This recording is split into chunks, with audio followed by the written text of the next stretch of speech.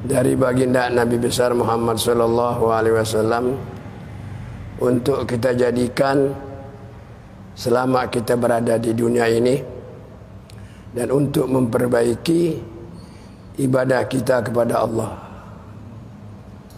Yang baru masuk silakan sembahyang sunnah 2 rakaat qobliyah, sedikitnya 2 rakaat, banyaknya 4 rakaat boleh.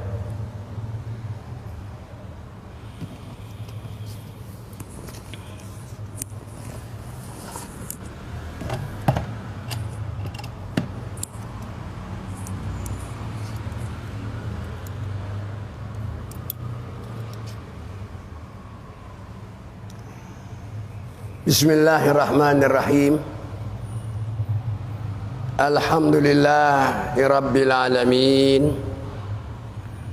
Wassalatu wassalamu ala asrafil anbiya wal mursalin. Sayyidina wa maulana Muhammadin wa ala alihi wa sahbihi ajmain, amma ba'du. Faqad qala ta'ala fil Qur'anil Karim, a'udzu billahi minasy syaithanir rajim. La in syakartum la azidannakum wa la in kafartum inna azabi lasyadid. Hadirin saudara-saudaraku seiman, seagama, yang dirahmati Allah Subhanahu wa taala, di dalam kesempatan yang sangat singkat, sambil menunggu teman-teman kita yang akan melakukan sholat berjamaah bersama-sama, marilah yang ada di sini kita bersyukur kepada Allah. Kita laksanakan segala perintahnya dan kita berusaha untuk menjauhkannya. Dengan melaksanakan perintah dan berusaha menjauhkan segala larangannya, janji Allah akan la azidannakum, akan Allah tambahi, tambah keberkahan hidup, tambah kesyukurannya kita kepadanya, dan tambah pula mendekat kita kepadanya, dan tambah pula cinta kepada nabinya. Nah, itu mudah-mudahan semua itu akan mendapat keuntungan baik di dunia maupun di akhirat. Maju mas, ayo maju dulu, maju mas, ya mas, monggo ngaceng pergi loh, ayo ya. Hadirin saudara yang dirahmati Allah Subhanahu wa taala, mari sama-sama kita kembali memanfaatkan umur kita yang sebentar lagi kita akan kembali kepada yang pemiliknya. Kita ini milik Allah, Pak. Apapun yang ada di diri kita itu milik Allah. Mata kita milik Allah, kuping kita milik Allah, tangan dan kaki seluruhnya, anggota-anggota yang ada diri kita semua milik Allah dan bakal kembali kepada Allah, dan bakal semuanya dimintakan pertanggungan jawab. Nah, kita ini dikasih mata melihat, apa saja kita bisa lihat. Ditanya, dimanfaatin apa? Nah, tuh. Tangan dikasih tangan, bisa mengambil sesuatu, kok ambil apa saja? Barang yang halal atau barang yang haram? Nah, saudara, ya. Kuping juga begitu, pendengaran, kau mendengarkan untuk apa dalam hidup kamu? Semuanya dimintakan pertanggungan jawab. Hadirin saudara, maka janji Allah mengatakan setiap orang yang taat dan mengamali kebaikannya, taat kepadanya, dia akan diberikan tempat nanti kembali kepadanya.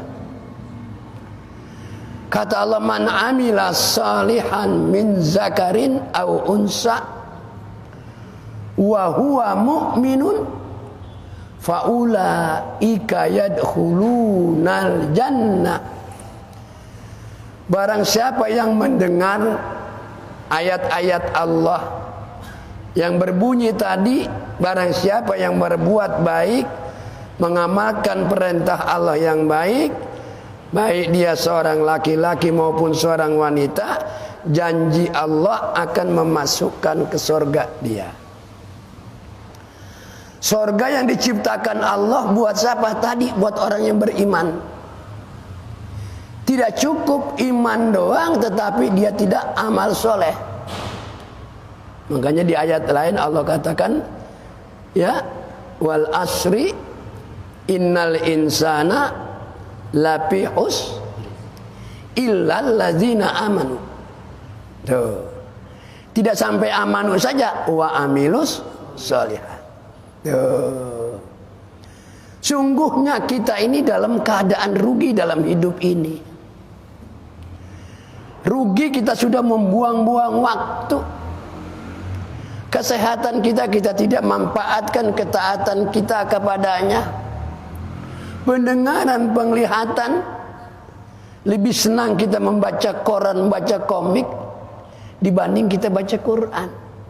Kalau baca Quran 2 jam baca koran kuat, saudara. Kalau baca Quran 2 lembar aja udah ngantuk. Saudara, ya. Surga milik Allah, neraka milik Allah. Ada 2 tempat yang Allah persiapkan, surga dan neraka. Neraka ceritanya panas, di dalamnya api semua, batu dibakar. Ya, memang api sekarang kita lihat nggak pernah ada yang enak, ya kan? Api buat bakar rokok.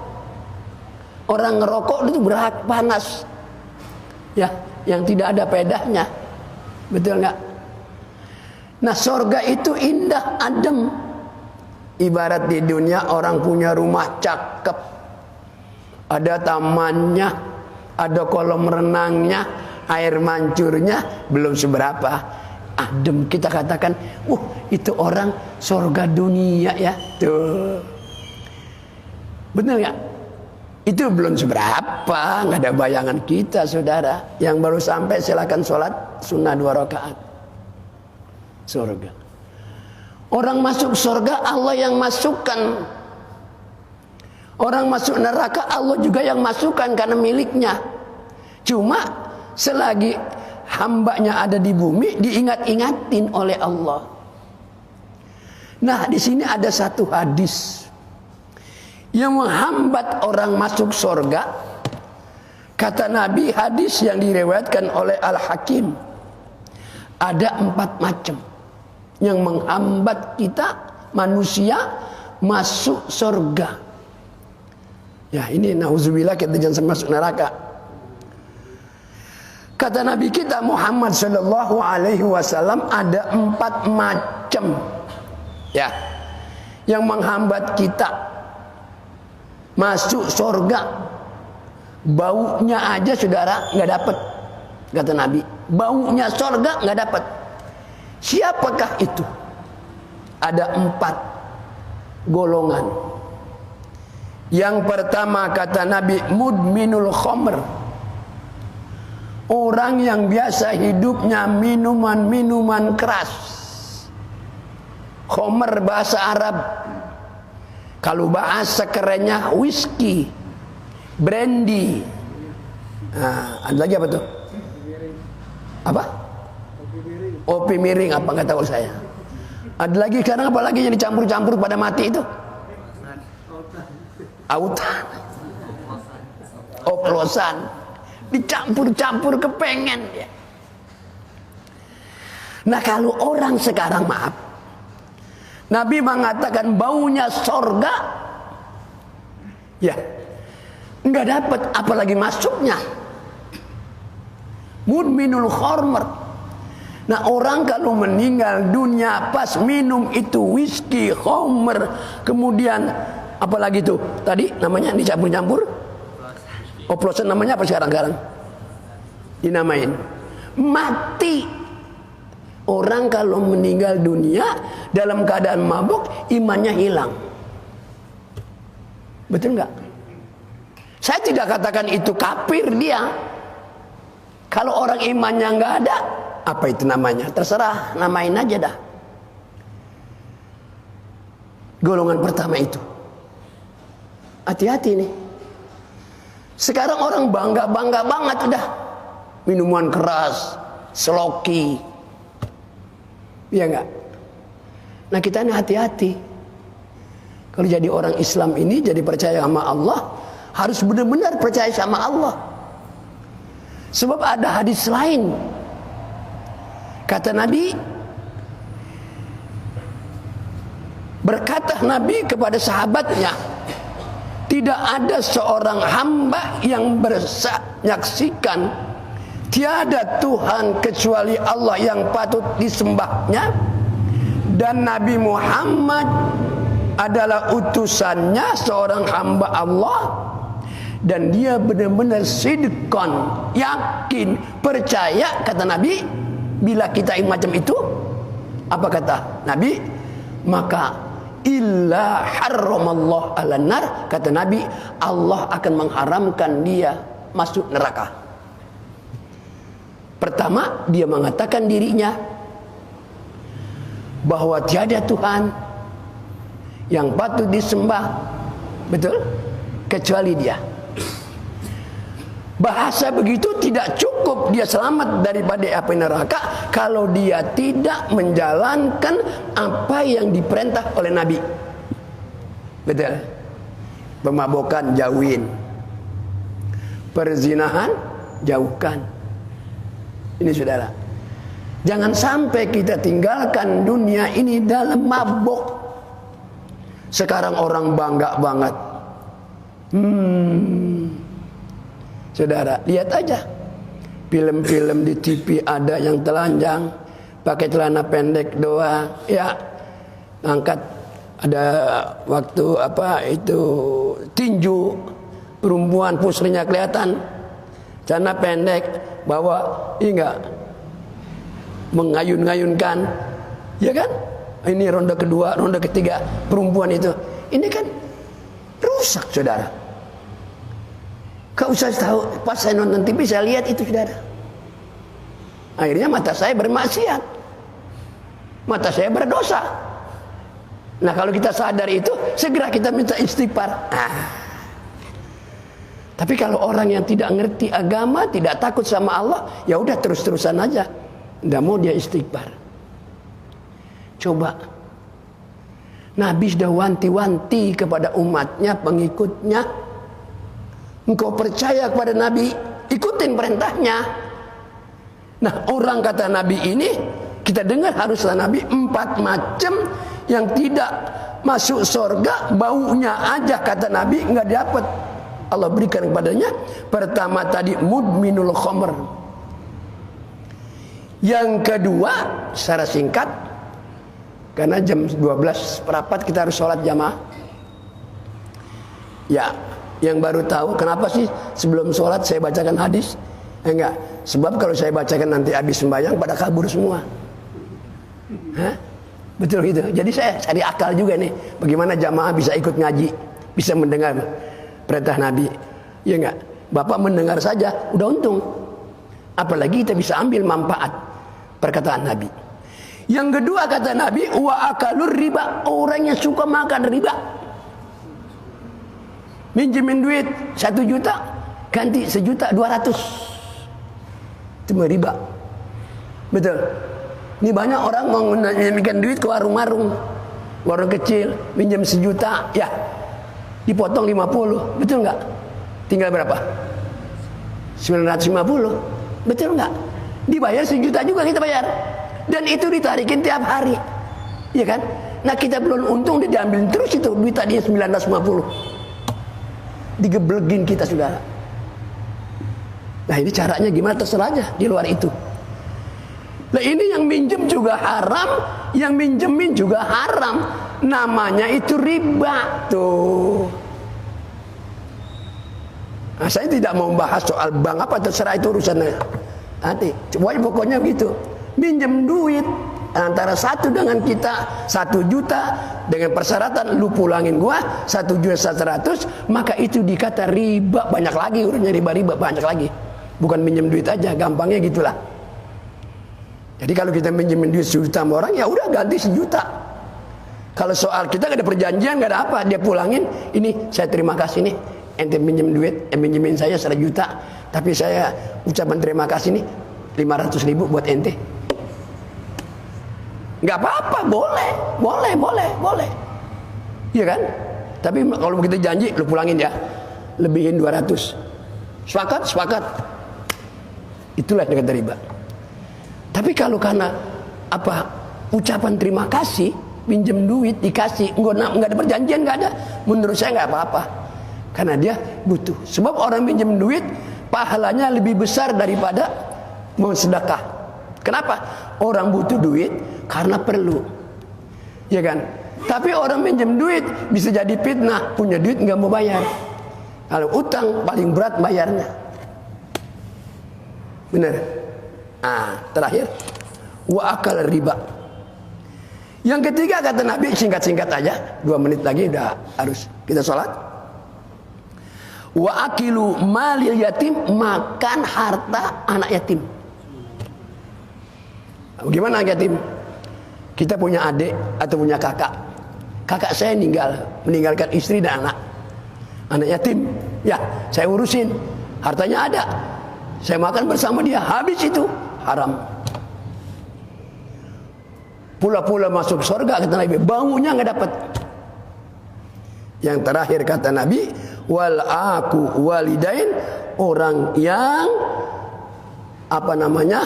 yaitu orang yang menyakiti ibu bapaknya. Jadi kita jangan nyakitin mak bapak. Kalau masih punya duit, ibu masih ada, bapak masih ada, habis gajian datang ke rumah, mak mau makan apa? Mak apa yang kepengen? Ya enggak? Nah, gitu. Kita jadi anak nih. Ya enggak? Kalau emak anak udah meninggal lagi mana? Berbuat baik kita, doa. Mohonkan ampun, istighfar. Kalau kita punya duit lebih, niatkan amal jariah buat orang tua. Masuk masjid 10.000, niatin buat emak kita sudah meninggal dunia. Tuh. Ya enggak? Jangan kita menjadi anak itu menyakiti orang tua kita. Saudara, lahir aja setengah mati anak. Kita masih kecil, emak kita lagi tidur, lagi makan, nangis kita. Ngapain? Buang air besar. Betul nggak? Emaknya berhenti makan, cewokin dulu. Betul. Bapaknya ngomong sama emaknya, anak lu tuh berak. Jadi orang laki bisa banget ya nyewokin emaknya. Terutama emak harus kita hormati dan kita sayangi. Makanya Nabi katakan, al-jannatu tahta aqdamil ummahat. Surga itu di telapak kakinya ibu kita. Hormati. Sampai ada orang bertanya kepada Rasulullah terakhir, antara dua, ya Rasulullah, siapakah yang harus saya hormati antara dua itu? Kata Nabi, ummuka. Siapa lagi Nabi? Ummuka. Siapa lagi? Ummuka. Yang ketiga, abuka, baru bapakmu. Jangan kita sia-siakan mak kita.